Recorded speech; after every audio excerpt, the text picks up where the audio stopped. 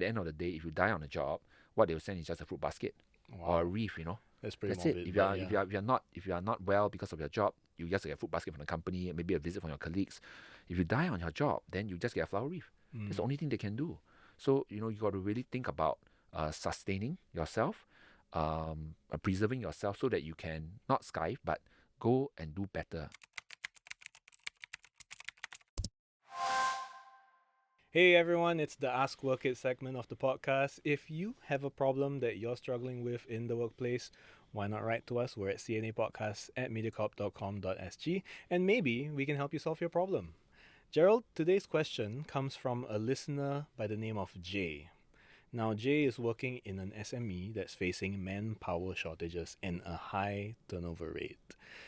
As a more experienced employee, she is often given many tasks outside of her job scope and feels like she has to report to multiple bosses with conflicting expectations. Her direct manager expects her core work to be completed on time, believing that the additional responsibilities do not take up much time. We've all had a manager like that. On the other hand, her other managers from other departments expect her to prioritize additional tasks as well, treating her as part of their team. Wow, everyone wants a piece of her. Yeah, Jay is a popular person in the workplace, clearly. So being experienced used to feel like an advantage, but now it feels more like a burden. It's to the point where she's thinking about quitting.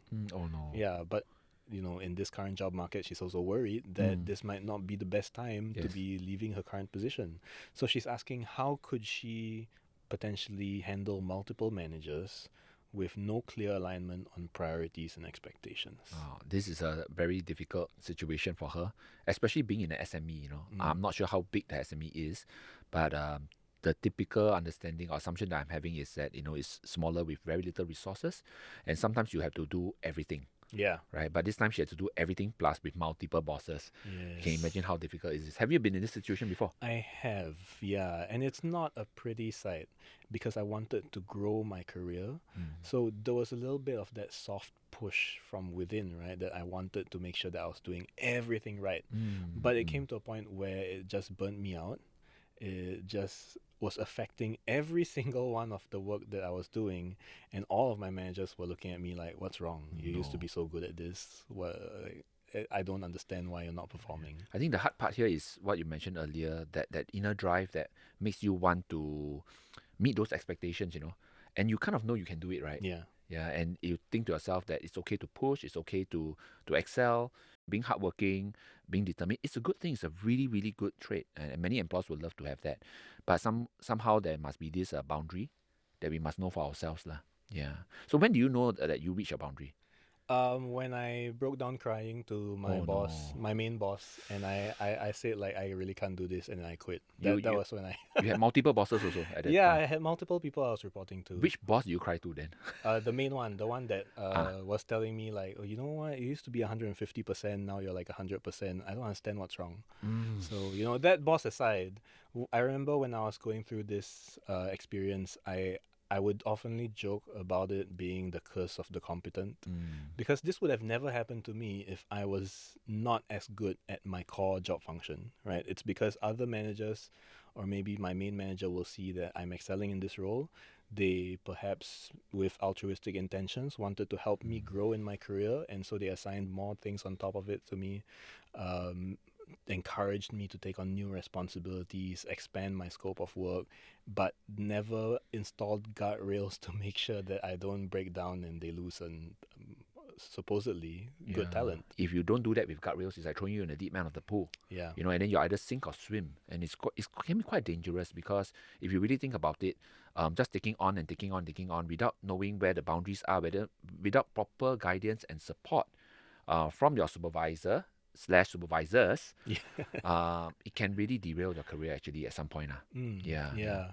And look, it really is core to the problem that her environment does not support her seeking her one core job function, right? Because in this case, they are going through a tough period.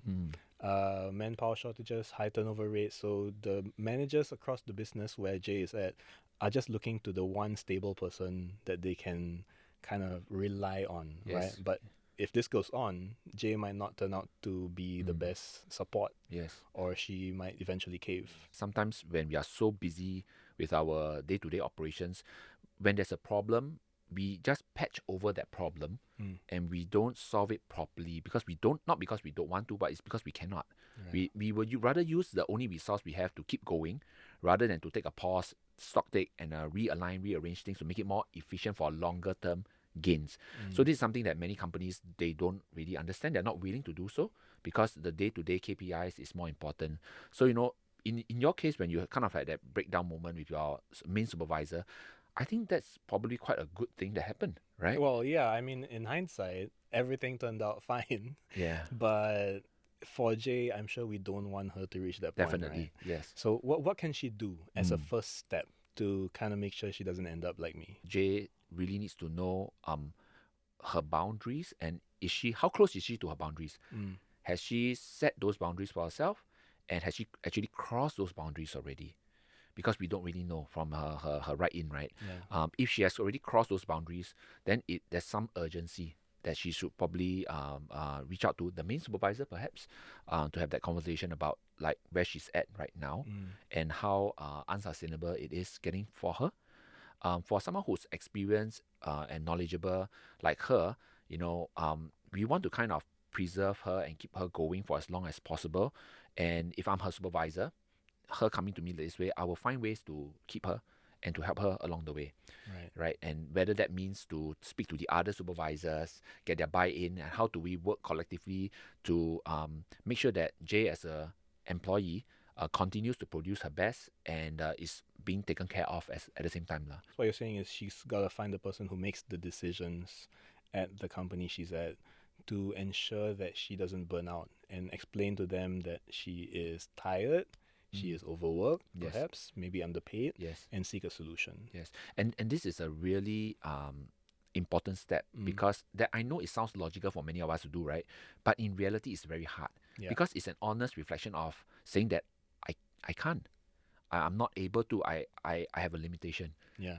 Some people might worry about, would this set me back in any way? Some people might worry about how it makes them, how are they perceived in the company? Yeah. So that's why there's this internal struggle. Like I should just keep going, and that's the danger part. Yeah, so I was about to ask, like, realistically, how likely is it that her manager will look at her with a different lens and potentially a negative one? I think it really depends on their existing relationship. Honestly, I've come across situations where managers they are not so involved and they're not sympathetic. And that's the reason why the things has become the way it is. Right? It has regressed to a very bad state already.